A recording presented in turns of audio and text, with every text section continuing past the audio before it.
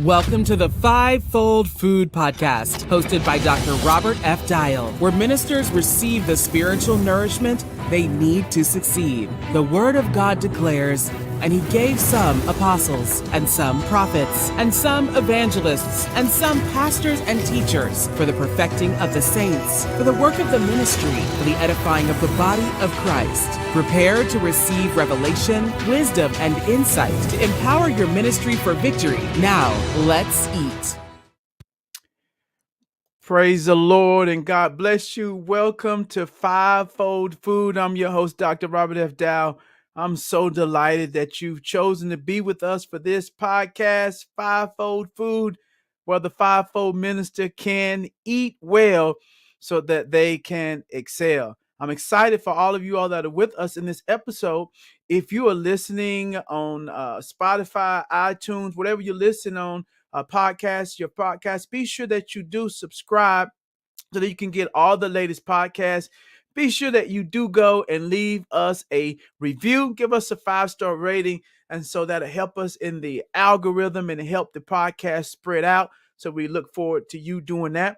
If you're one of our video podcast watchers and you're watching this on YouTube, be sure that you subscribe as well so that you can get our latest podcast. Be sure you drop us a comment, send us an email. Let us know how you're doing. We're excited about it. If you want to email us, you can email me at nlfpastor1@sbcglobal.net. That's nlfpastor1@sbcglobal.net. Also, you can email me at nlfpastor1@gmail.com. I'm excited about today's podcast, and I want to bring in to our studio to be on this podcast. I'm so excited about having him, Pastor Jacoby. How are we doing today? Glad to have you. I think you might need to unmute. Glad to have you in on our podcast today. How are we doing, Pastor Jacoby? I'm doing good, Pastor. How are you? I'm excited to have you here. For those that may not know you, Pastor Jacoby, can you just kind of tell us a little bit about who you are? And so for our listeners that are with us, and I know we had you on one of our other podcasts, and we're so excited about it. I didn't give you an opportunity to just kind of share who is Pastor Jacoby. All right. Well, my name is Pastor Jacoby. I'm the generational pastor here at New Life Fellowship Church.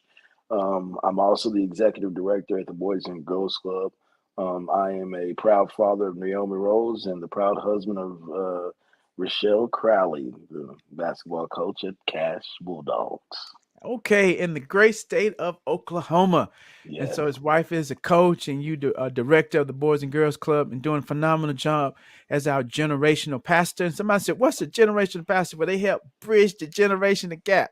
I can pull into the generation Y and help the youth, but then at the same time, I can pull and minister to my generation, your generation being generation millennials, but also I can touch those X's and even those baby boomers. I can Yes. cross the generation. So Yes. I am a generational pastor, and so you do a great job at that, Pastor Jacoby. Thank you. Amen. I'm excited about our podcast today, and we want to get right into it. You know, our desire in the Fivefold Food is to serve up a meal, and so that our fivefold ministers can get the food that they need that they normally don't get. Because on Sunday morning, we're getting sheep food, we're getting discipleship food, which we all need that. But I'm excited about Fivefold Food.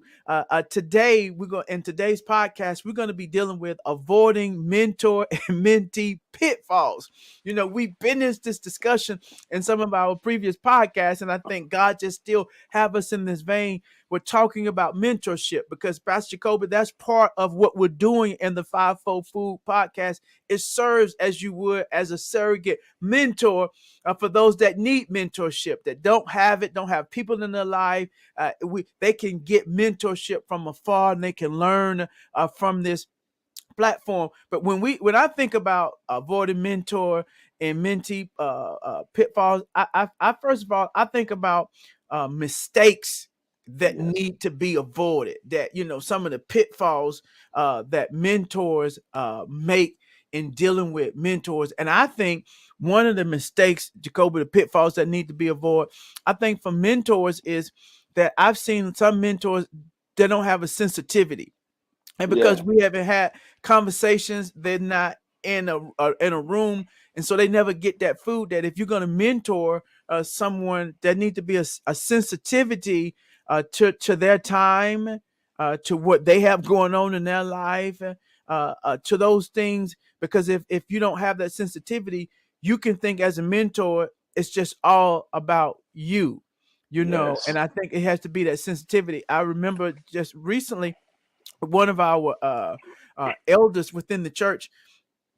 I had something that came up at the last minute, something that I was thinking about doing, and I had asked him, to be a part of it, to do it, and he was all excited about it. But he let me know. He said, "Man, Pastor, this is great, but I got something else that I had planned," and it was something that he had planned with his spouse, and he let me know, and I'm like, "Oh man, okay, no problem at all," because I believe there had to be a sensitivity that when things are not planned, or even if things are planned, you have to be sensitive to what the mentor has going on in their life. And if there's not Yes. a sensitivity, then you could run roughshod over their life. And I think that's a pitfall. That's when we move into what we talked about in one of our other podcasts. We get over into abuse. We get Yep. over into that misuse because there's not a sensitivity. When you think about this, how do you feel in that, Pastor Jacob, as we have this conversation? Because there's always revelation in the conversation. What hits you? Have you seen that in maybe others' lives? What do you think about that when you think about that sensitivity thing? I think it's important, like you said, to have sensitivity as a mentor and a mentee. I think on both sides, because both can be abused on each level. A mentor can abuse their, not have a sensitivity directed towards the mentee in the aspects of time, boundaries, all those different frameworks. And so, like even looking at our relationship, and we talked about before, when you first started mentoring me, I was single.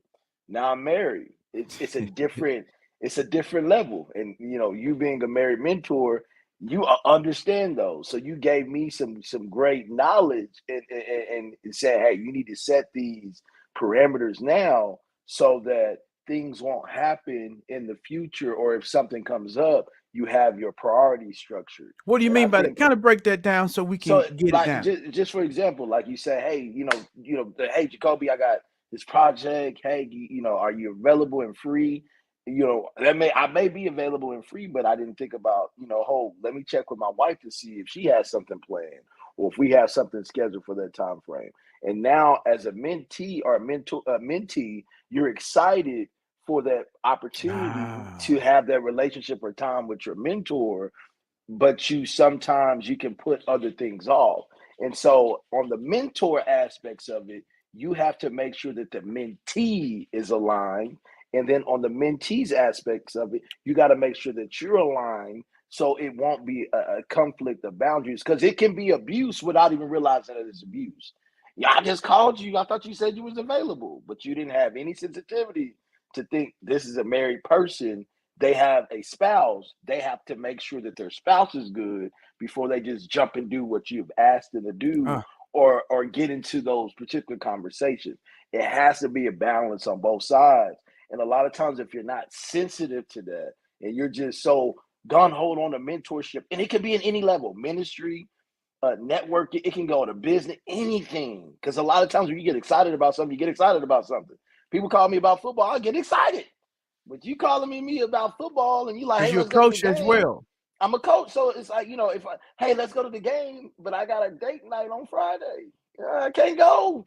Mentally, I know I can't go. So at the end of the day, but that's a pitfall to avoid.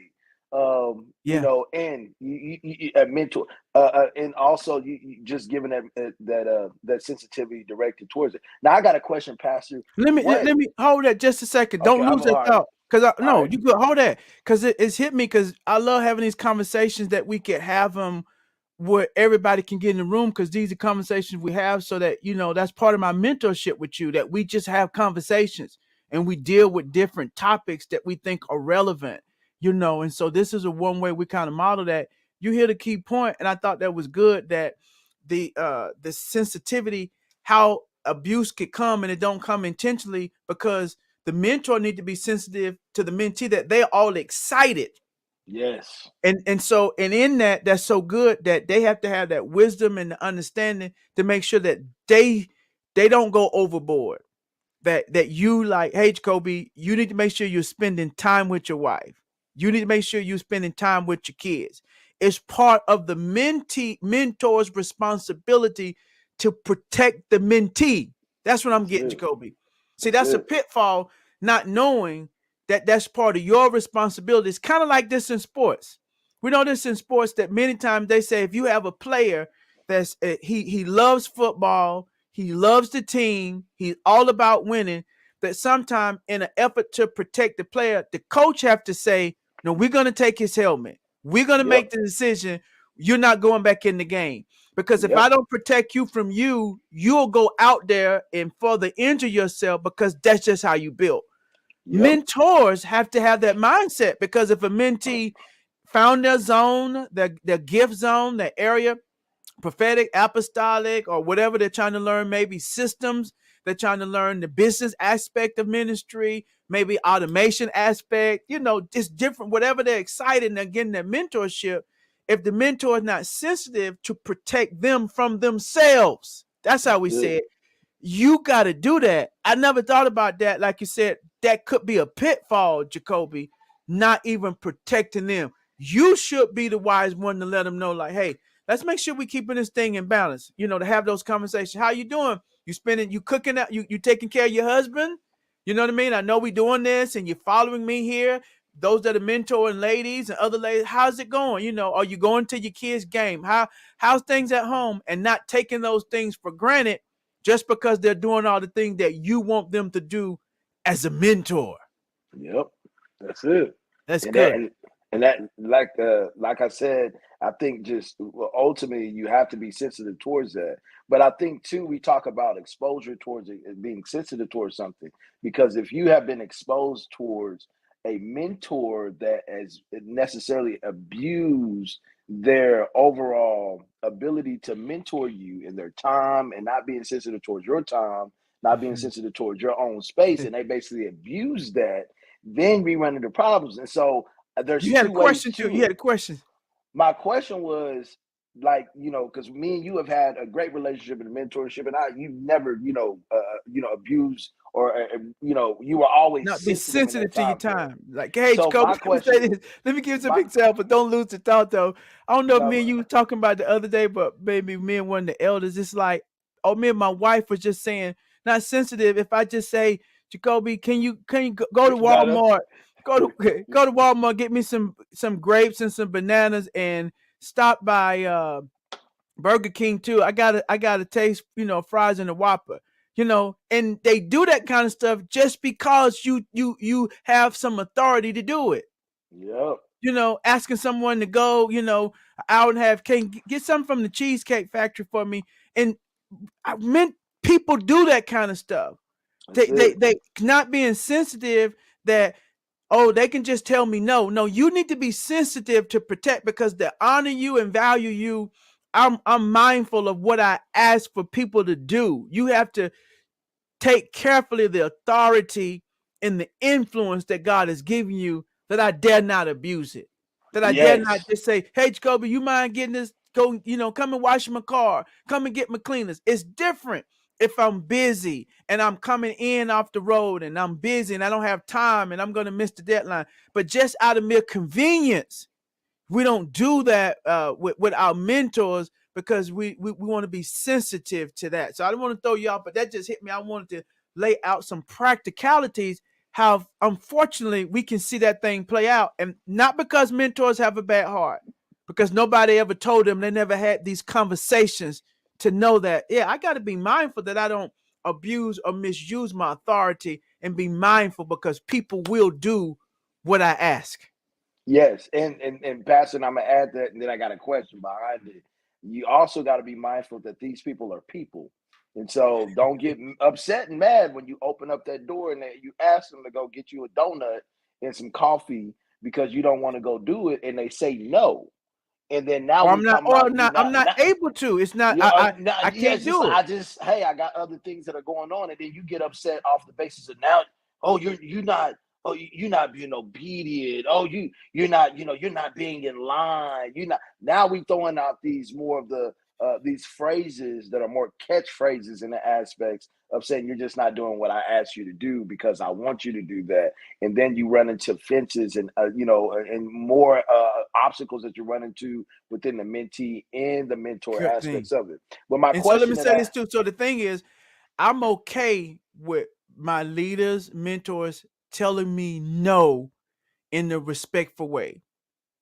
It's like the leader, like, man, I'm excited fast, but man, I ain't gonna be able to do it. I got, my thing is like, how it's like, no, I'm glad because I want to keep relationship with your family, your kids.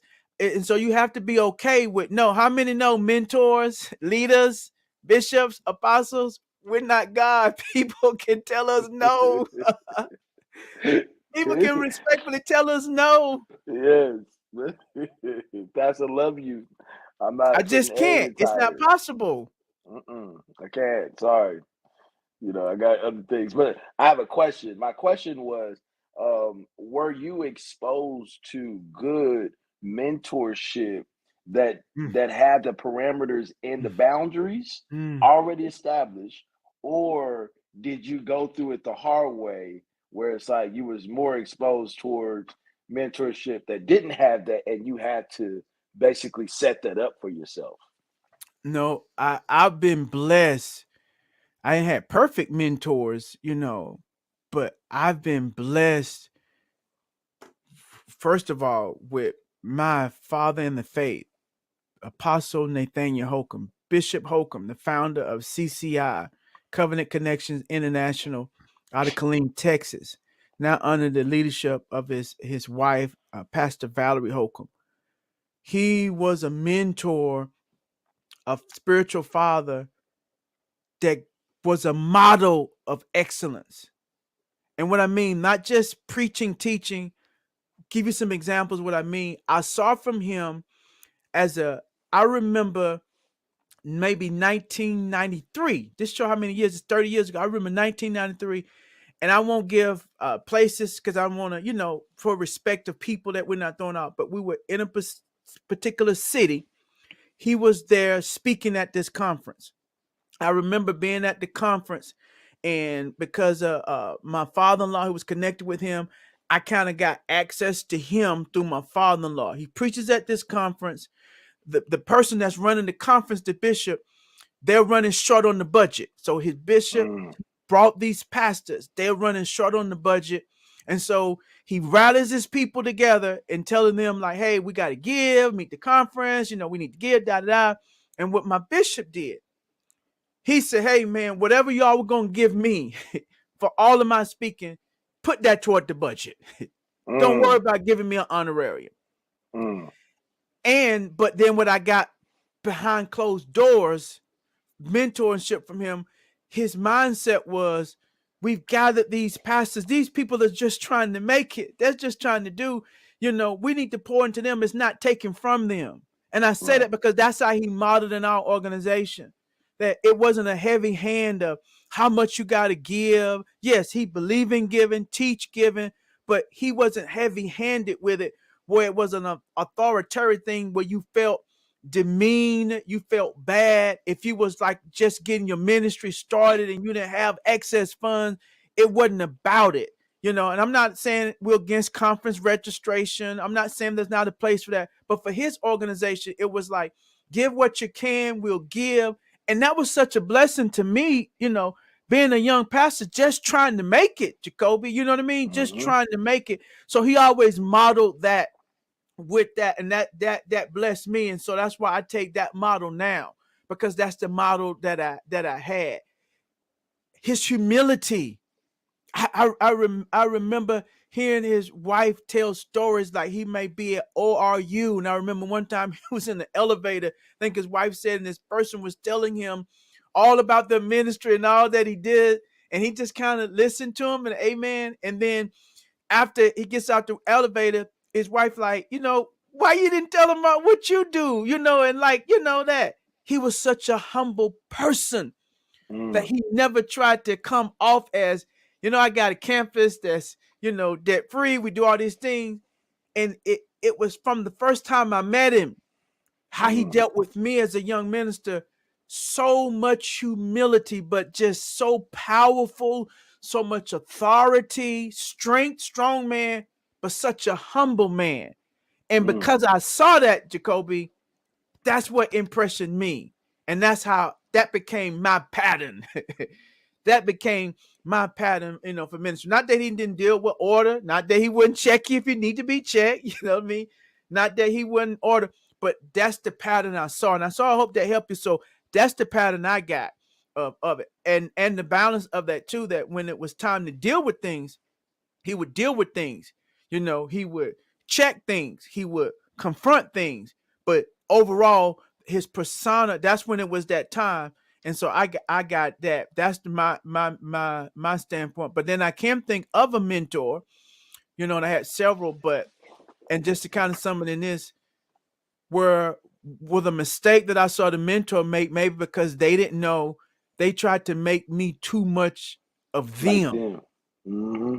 because of their gift mix, their gift, because I wasn't. It's kind of like in the sports, and we use sports, we're used to. If let's say if I was a scrambling quarterback and they was a pocket passer, they Yeah. want to keep me in the pocket. Yeah. And I'm like, Hmm. I know I need to throw at the pocket, but I like to run this ball.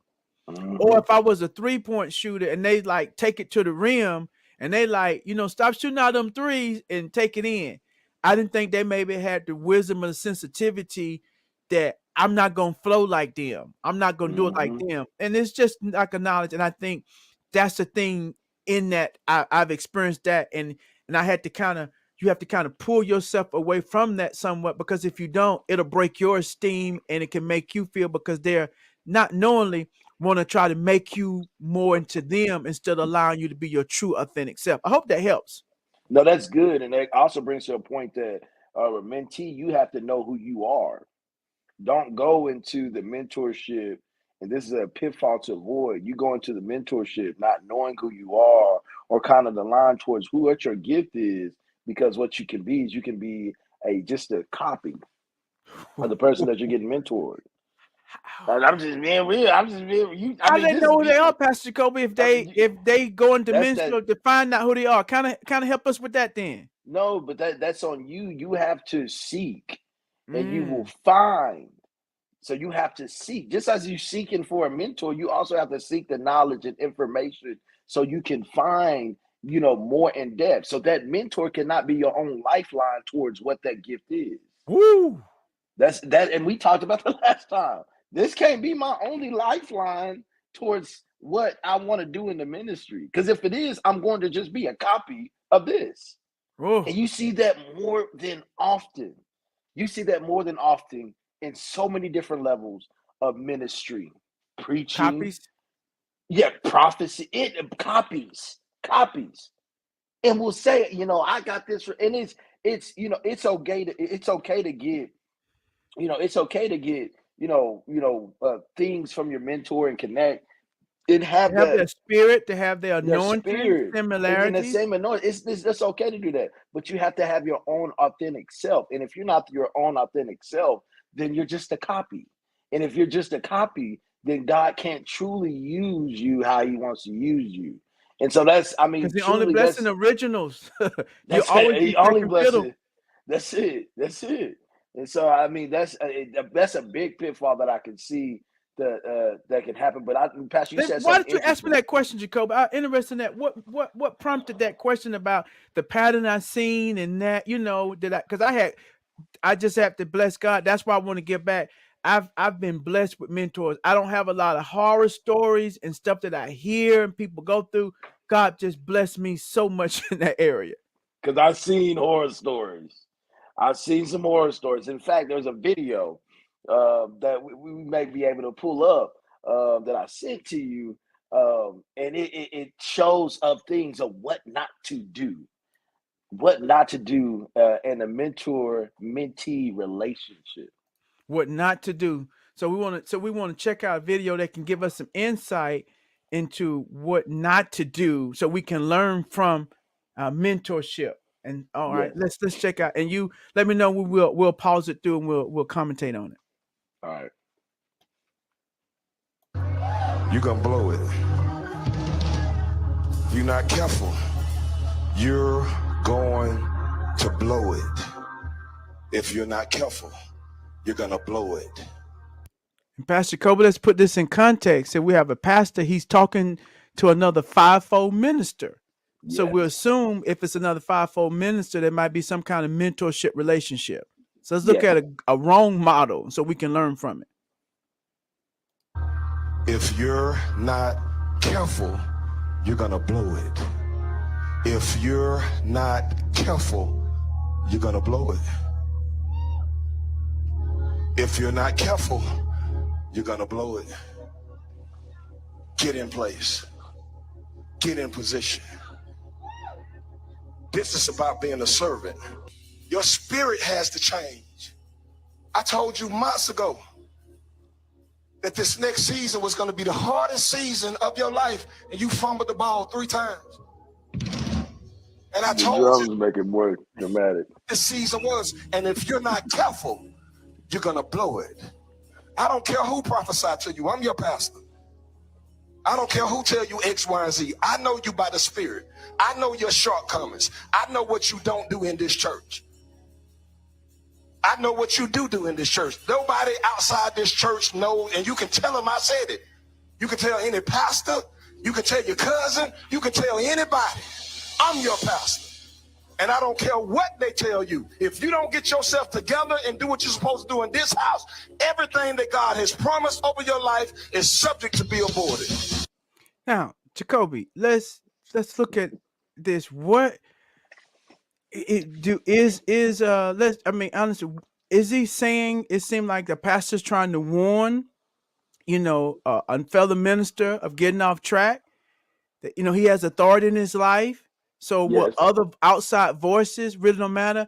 For me as a pastoral point, I can't see nothing doctrinally wrong in what he's saying in that relationship. What about you? Right. What are you seeing here? Is that so we can put it in context? Do you see anything really wrong in maybe what he's saying? Because we don't know what the guy has done, but it seems like he's trying to warn him not to Yeah, fumble and don't worry about what other people. That's like, your kid. Don't worry about what they're saying. I know you. I know your Yeah. spirit. Yeah, so I think that just in this situation itself, I think ultimately there was a conversation, and I don't see what he's saying in his language is not necessary. I don't feel it's wrong, but how he's going about saying it So and it's not where maybe he's saying it, not be the what is wrong, but the how, the how. delivery. Why do you say that? Ugh, because it looks like it's a flex. It's a flex. It's a I'm the mentor, you're the mentee. You listen to what I say, and they're gonna know you listen to what I say. That don't have to. That can be behind closed Why doors. did you say that? They gonna know what kind of hit? Why did you say that? And I don't know the whole story in the background, but it's a flex when the mentor, and that's a pitfall to avoid, is for the mentor to try to flex within the mentee just because you're the mentor. That strains the relationship. It's a And even stronghold if move. it's a stronghold move, and realistically, in this situation, like you said, the language may not be all wrong. I mean, he's just, I've He's heard some trying to prophets. protect him from what Yeah, messing up. yeah. Said he fumbled. He You made some fumbled. mistakes. You better get yourself right, whatever that means. I don't know. And then he went on to talk about his wife and more, talk about you need to clean up the But let me church. say this, I mean, Jacoby. Then see, then what we're saying that is good when you said that how the pitfall comes, and I think we deal with this in another podcast. He's trying to emphasize sometimes that principle of open rebuke rather than yep, secret love, and I think we got to make sure how we're going about that. What is the rebuke? If somebody's yep, trying to strong arm the church, they're preaching some poison and doctrine, you know what I mean? And we have to mark people sometime openly so all will know and yes, all will fear that this is a behavior. that There's a is place for unacceptable. that. But what he's doing here, sometimes that's done because they're trying to get the congregation to fear. Don't you do it. Hmm. Don't you try it. It's kind of like they did in slavery. We're going to beat you so nobody else will try it. That's And it. I don't think that this case may not be because what this minister is doing, that maybe some of this, and we'll see whatever he is, we'll go farther. I think, like you said, the what the way that he's doing it, that maybe some of this stuff could be done behind the scenes. Mm-hmm. Some of those things could be done one-on-one, and maybe not even the same tone. Yes, Because with it. Go ahead, and we're going to go further. Thing you say, we're going to look more at the video. Go ahead, and we'll talk more about it. But that's that. What we first talked about was boundary, was that overall sensitivity. You have to have boundary and sensitivity as a mentor and mentee. And even though you may say, well, and they have their relationship. What's sensitivity you see in this? The sensitivity that you see in this is that it's done in the way that it's done, and it's out in the open. So you may not be, and I don't know their relationship. So their relationship may be different, and their church may just be like that. I don't know. But ultimately, this is not a natural mentorship back and forth response, because I'm gonna tell you straight up, you're dealing with another person, a human being, and they also have a response, and not everybody's response is gonna be with hands up. So you got to be respected in that aspect. So that's a boundary. Let's listen a little bit more. Get yourself together. Get in place before you blow it. Not just for you, but for your family. Get yourself together, Bree.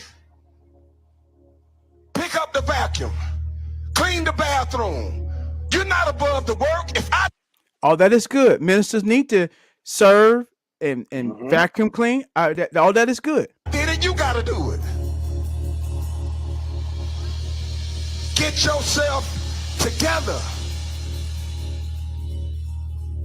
Titles without service are empty pieces of paper. They have no value because it's service which gives the title to push.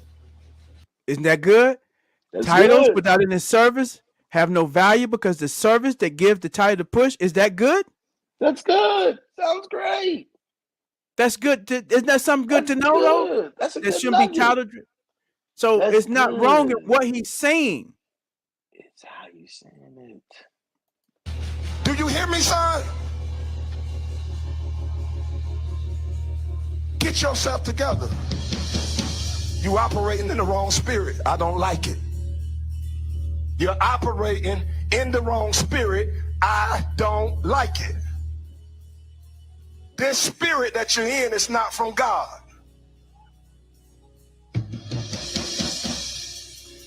God don't operate like that.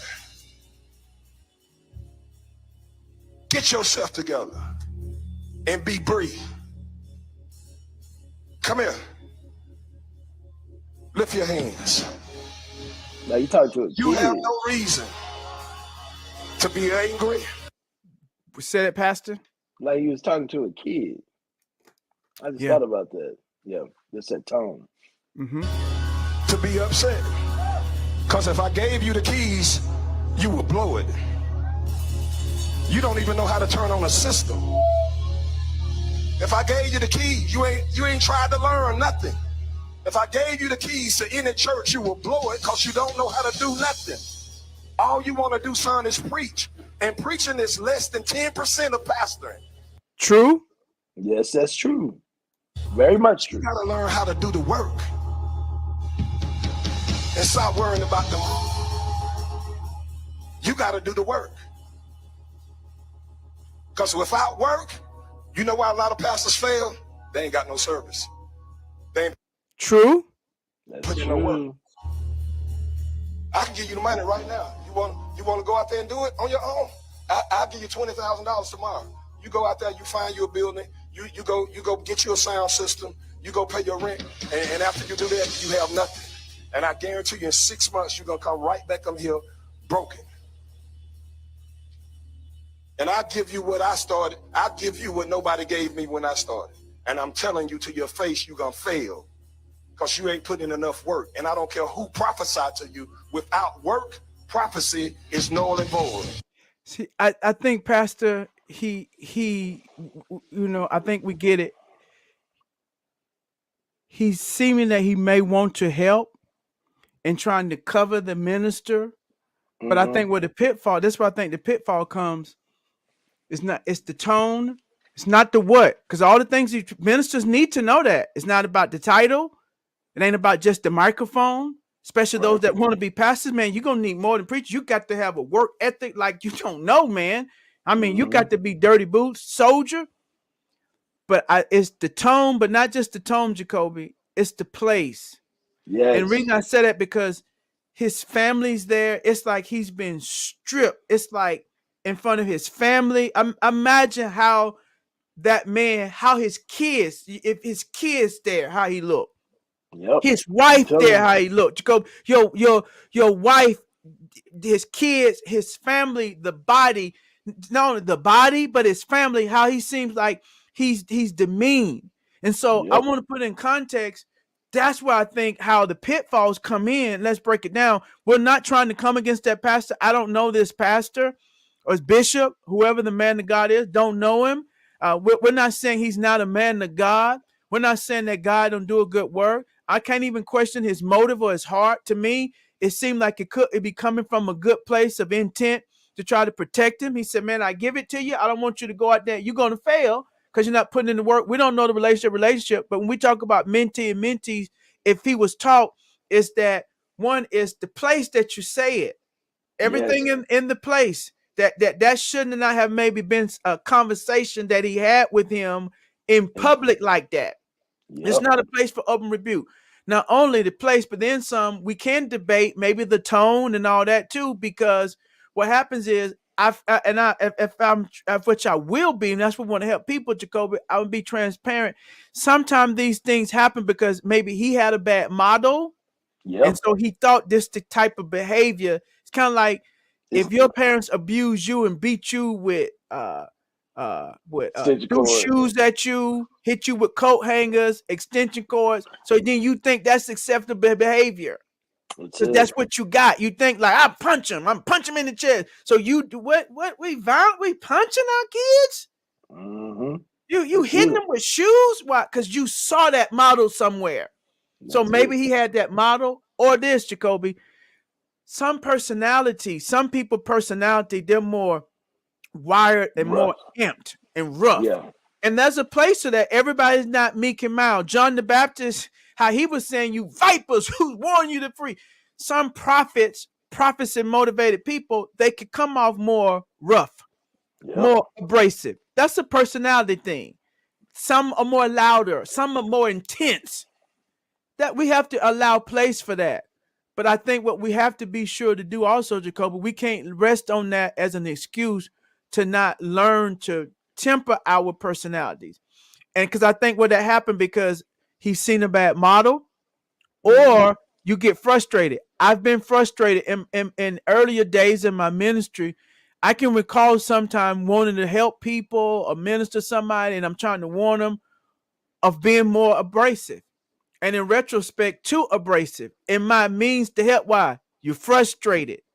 You're frustrated with them for the decisions that they're making. And so you're trying to help them. And if that's part of your personality, you can come off like that. That don't make it right. And I had to learn, Jacoby, because you know that coaching me. I'm a former coach too. So there's a coach in me. And when I coach with excitement and enthusiasm. Meaning that when they did well, Jacoby, I'm the coach. We would run over there and tell them, like, what are you doing? Grab them and said, that's the way you play. That's what I'm talking about.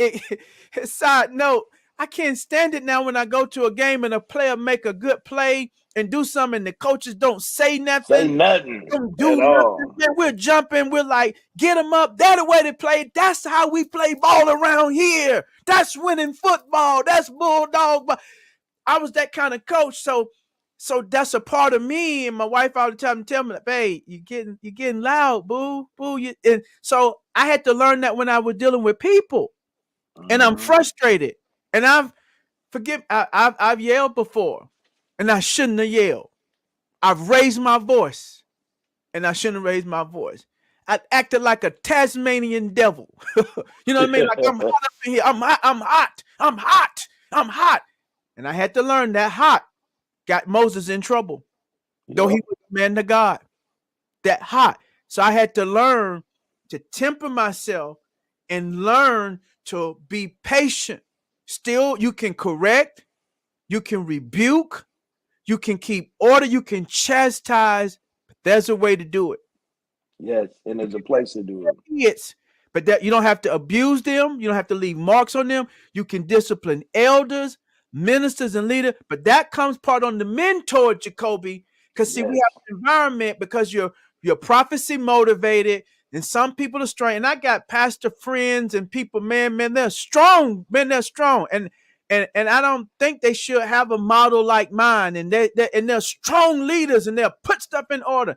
We're not saying none of that wrong, but we have to all be cognizant that we still respect the mentor, that we have a Yep. respect. And just because people tolerate it doesn't mean that it's acceptable and good. That's it. That's Just it. Because you'll get away with it, Jacoby. And I think that's why we perpetuate that, because nobody ever let them know, like, hey, that's not acceptable behavior. You should no, never have to demean a person. So that's my thoughts on it. no, and that's true because you'll get Pastor, you'll get the face, you'll get the face like you see on my shirt, a smile. They'll even take it and have their hands up, but you also see the back because they'll leave you, and you wonder why they're not. Yeah. You Go wonder ahead. why, and some you wonder why they're not returning your calls. You wonder why y'all relationship is strained. You wonder why now you don't have that person that was you're mentoring, and that person is there right beside you. Getting that information anymore. They left. It's because you abused it. You abused that power. You abused that particular relationship, and you didn't respect that boundary, and you were not sensitive, even though they may have been wrong, even Come though on. you may have even said right, even though you were right, Because what he even though was you're saying was giving right. Good stuff, wasn't it's it, Jacoby? yeah, it's just like, hey, 1 + 1 = 2. Write it out. 1 + 1 = 2. Go on the board and do it. 1 + 1 = 2. No, you put up 3. You're teaching them. They got the wrong answer, but there's a way to go about it. And if you don't respect people as people, and that's one thing Jesus did when he was on this earth, he made everybody understand that you got to respect people for people. And so I think that we cannot get so bogged down in the mentee aspects or the mentor aspects, and we get all high and mighty, and we forget that this is a person, this is a soul, and I Yeah. have to deal with them in a diligent aspects, because this soul can also smile and say yeah and leave, And let and me give not you just the other because I'm side. scared to be leave. And even worse, Jacoby, even worse, they smile and stay, Yep, and we break people. We that's we it. we break them where they uh where they become broken. They're demeaning That's and it. they're broken, and really they're broken where that we smashed them. We took Mm, it in their esteem, their worth, who they are. That's even worse. And this is why we hear these documentaries. And sometimes it happened in small church. It ain't just yes. it ain't just mega churches always, because some people, because they look at that pastor, that bishop, that mentor as representing God, and because they don't know better, they realize, man, they anointed. Yep. I did mess up, kind of like a child. Don't know no better. I did wrong. I did wrong. And so they look at it, that person's anointed. I know God walked with them. I know they've helped me. I know they got my best interest. I do fumble and make mistakes. And sometimes if they don't lead Kobe, it breaks them and they take it because they kind of start feeling like this is the worth. I deserve that. I Mm, deserve that. And it crushes their esteem. This is where we get church hurt, soul ties, and sometimes people stay in that stuff for years until they break out of it. And then many times they're through with church, they're through with God, and now they don't want to hear no kind of thing about no spiritual sons, no spiritual daughters, no kind of authority. Man, they don't want anything to do with that, anything to because do with it. all they know is that's abusive. And so that's worse. And that's when we see these documentaries, Pastor Jacoby, in these Yep. churches that was going on. Even though the church was flourishing, it was abuse going on. Because Hmm. you said, well, why?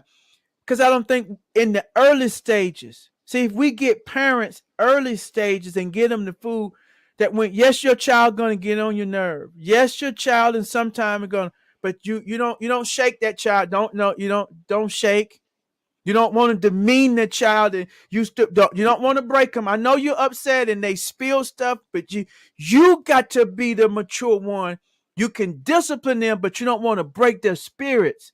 And because we have dealt with this is fivefold food, Jacoby. Where they're hearing this at? Because if you go to a conference, a pastor's conference or leadership mentor, they're dealing with other nuances and they don't have these real conversations. And the only time we had these conversations when somebody do a documentary, when something like a Hill song, a Mars Hill, or a church abuse, and then it come out and everybody's saying like, we went through this craziness stuff for 15 years. Yep.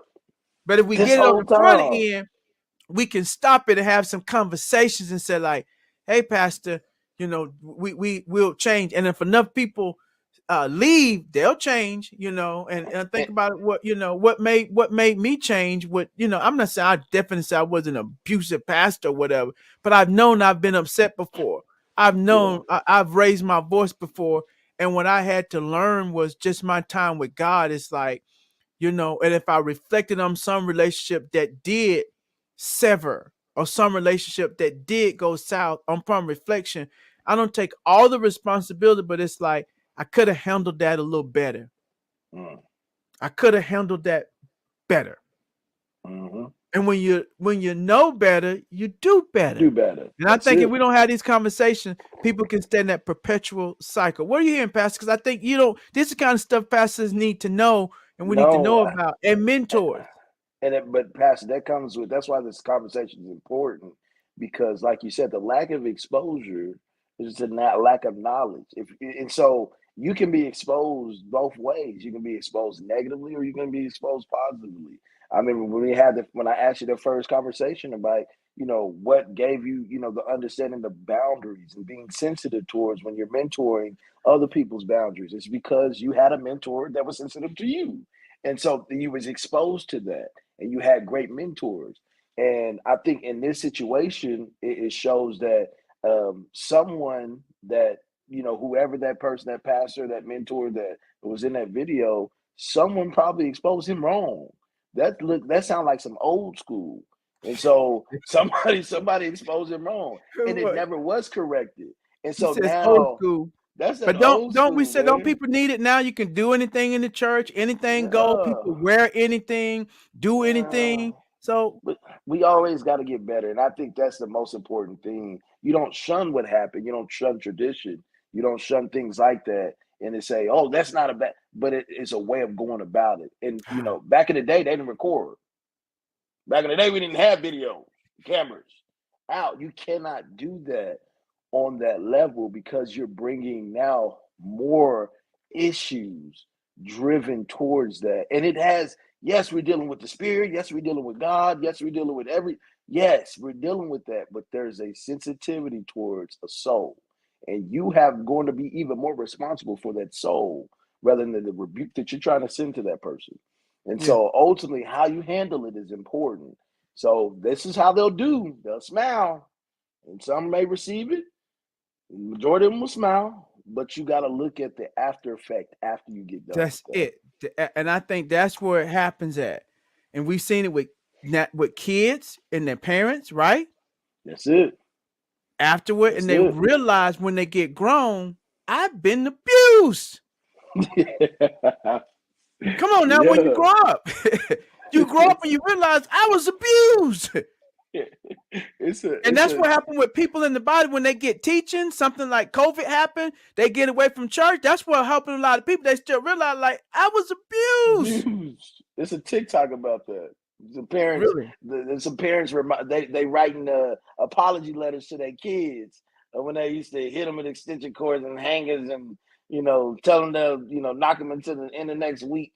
All that stuff, it's great. Things that have been said that have brought a lot of fear. But what I hear, Pastor Jacoby, with it, and I know we need order. I'm not saying that minister, all those things maybe weren't true. But there's a more excellent way of going about it. There's a way. You don't let your kids just jump all around. No, we're on the time about the work. No, and then again too, and I got a teaching that's dealing with this. Some people, they need more sternness. Yeah. They need that might be the relationship there, and some people more stern in their talk. So we're not saying that everybody we gotta tiptoe around the different gifts, different personality. Some people need that more straight. Give me straight with no chaser. They respond better than that. Than like we want your job. They like that. So we need to have nuance. But I think we had to have this conversation, Pastor Jacoby, so it'll be a balance. Before we close, what's any other is there another pitfall from the mentor mentee that you want to bring out? There's so many to come. That's why, Pastor Kobe, we should have it in the show notes, or we'll be able to have a link on it in it that well, I want to do have a teaching, and I'm going to break down the different how to be an effective mentor mentee. And when you see that come out, it should already be available when you hear this podcast. Be sure that you avail it, because there's so many things that we want to deal with because we haven't been taught about how to be an effective mentor, how to be an effective mentee. There's so much we need to know in it. I want you to make sure you avail yourself to that teaching, because just a couple that I deal with in the teaching is that you need processes and procedures. Yes. You need a plan.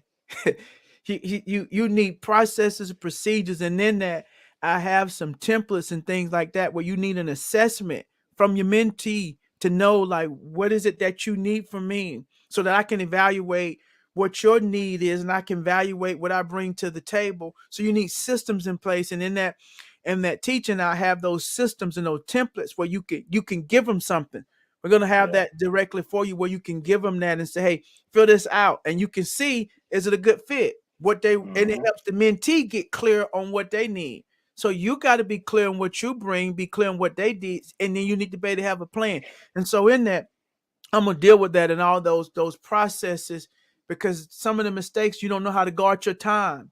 And what mentees do, they're pouring into bad ground. See, if you don't have this training, I deal with it in the teaching, you can pitfall. You've invested time in people who didn't need your time because you didn't have a process or a plan. And so now you're frustrated. So now you guard your time because some other people wasted your time. But in the teaching, I'm going to show you how to redeem the time. Gotta get That's the that way you can time redeem the back. time. And that's why I'm able to mentor multiple people, because I got a system. I have a plan with a way to help mentor them.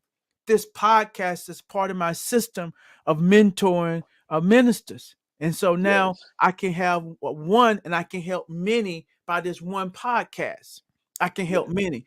And in that training, I want to help the fivefold minister develop the system and the plan for what they need. And so be sure that you avail yourself to that. But one last one I thought about, Jacoby, and I go in more detail in the training. So be sure, look in the show notes, visit our website, go on Instagram, hit on my link tree as well in Instagram, on Facebook, go on my link tree. You should see it there on our website at fivefoldfood.com. You'll find a link tree and you'll be able to get that. Click the link. You'll be able to get the course for the mentor and the mentee course. We pray that it'll be a blessing to you. And the way we do it here, be sure you write us too. If anything that we're offering, if you see that course and you just like very nominal course, but maybe you don't have anything, whatever, you write us, email us. We want to make sure we make all of our materials so that people can be blessed. So you be sure you reach out to us. Let us know your unique situation. We want to get those materials in your hand. But sometimes they play games, Minister Jacoby. So much I need to get into. But mentors play these games. And I had a mentor, not a mentor, but I had a leader in my early days of the military that they would put me on projects that to set me up to fail so that I could learn. So they would give me stuff to do without giving me all the information in a way of trying to teach me. And so sometimes mentors will play these games and I want to get you to do something because I want to just teach you and mold you. And it's almost like you're playing a game. You're playing a game with them. And that's not good mentorship. It's like I'm telling you, Jacoby, I want you to go do something and I'm setting you up. And that's not good learning. I think those are pitfalls that we haven't been taught how to be good mentors and stuff. And so I want you to be sure you avail yourself to that training. I think it's going to help you. Anything you want to say in that, a pitfall, Minister Jacoby, before we close out? I think big pitfall that is important to understand is that you have to bridge an authentic mentorship relationship on both sides. I think also that if a mentee or mentor, but a mentee for sure, feels that their boundary or their mentor did not handle them properly, you have to address that. You're a person. You have to address it because if you don't, it's going to get worse. Because only what you allow will be basically presented. And so if it's something that I was like, nope, that kind of rubbed me the wrong way, then allow your mentor because it's don't think that your mentor has to be a perfect person. And that's what happens. There's not a balance in understanding that this is a human being, I'm a human being. So we're looking at whoever messes up first, whoever doesn't do something right first, this is when the relationship screws up. No, that's not it. We're both humans.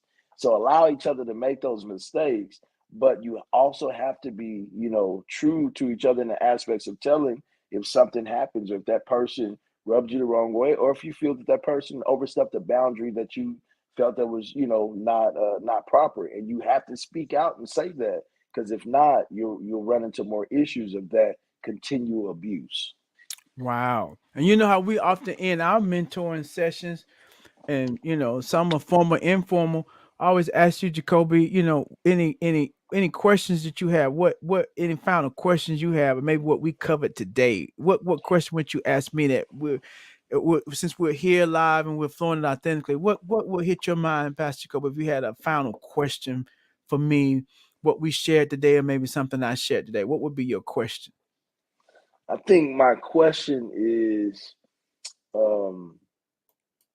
why do you think it's important for mentors to not abuse, or no, why do you think it's important for mentors to understand the boundaries and sensitivities um, for the mentee? And I think me and you have had great conversations about this, but a lot of people they don't understand, you know, when you have certain people that are at a level that you want to be at, and you say you spoke on it briefly, you can get honed on, hey, I want to do this. I see a lot of times it comes in coaching that, when you go GA, they got you doing dirty work because this is what you want to do. It's the head coach at the Heat. They talk about him all the time just off of the basis of he was, the laundry guy. He was a ball boy. He was this, he was that. And now he's a head coach because he had to do a lot of dirty work to get to where he's at. And some people, that mentorship level works. But just talk about why it's important for the mentor and the mentee to understand that you still got to have a life while still being mentored. I go in detail in the course, so be sure that how to be an effective mentor and a mentee. Because I just for time is so much to cover, with it to lay it out. But and to kind of sum it up, one of the things I deal with is balance. That's it. Because if you want to be out of balance. Ecclesiastes talk about there's a time and a season for everything. Everything. And I like to put it this way in one of my books is, the Bible says, what does it profit a man to save the world, lose his soul? That's what I talk about. What does it profit a man to gain the world, lose his soul? But what does it profit a preacher to save the world, lose his family? What does it profit me to build a ministry, to go to the nations, to prophesy, to have a mighty teaching thing, to do all of these things that I'm supposed to do in the ministry, my singing ministry, and lose my relationship with my wife? One of my good friends, Dr. David Mills, he coined the term. He called it, there's a ministry called family. That's it. That's it. Ministry called family. That's my priority ministry, my family. My relationship with my wife, that's ministry. Relationship with my kids, especially when they're young and growing, that's a ministry. That's not just me. I'm babysitting. That's a ministry. Sitting in that stand in the cold weather, cheering my son on. Going to the gymnastics and flip-tastics and going here, that's ministry. And That's it. so understanding those boundaries, it helps us put ministry in the proper place. Then when we put it in the proper place, then we get the proper blessing. And so that's where those boundaries, so you protect them, and so and then from themselves, and then you protect yourself, because when you get out of balance, God's not going to bless you, because now you're out of balance. Now you something that's supposed to be a blessing, it can become a curse to you. Now you Yes. become my do errand boy and do this and do that, and God never made it to be that kind of relationship. No. That's why the boundary, because you lose your blessing when you cross boundaries. Not only do they lose their blessing, you use their blessing, because now God can't trust you with the next level. That's it. That's it. Well, what a wonderful podcast, Pastor Jacoby. This has been a blessing. We pray that you've enjoyed it. Be sure, those that hadn't subscribed, be sure you subscribe. Those that hadn't left a review, be sure you leave us a review on whatever platform you watch it. Those on YouTube, be sure that you do subscribe. Put in the comments, write us. Be sure that you do check out our course. I believe it's going to help you as we've been dealing with the subject of mentorship. I only can deal with it so long, so be sure you get the course. I think it's going to help you be an effective mentor and a mentee. You're going to learn on both ends, because if you're a mentee, one day you're going to be a mentor. And That's sometimes we it. should always be in both dimensions, Jacoby. We should Yes. always be mentoring somebody, pouring in. We should always have somebody pouring into Pouring us. into them. That's how we get the balance. Well, this has been Dr. Robert F. Dow with Fivefold Food. We pray today that you have ate well so that you can excel. I want you never to forget, no matter where you are, no matter what you're experiencing in your life, God has destined you for greatness. And my prayer is that you're going to continue to live better, you're going to do better, and you're going to release the brilliance that's in you. God bless you. We look forward to being with you in our next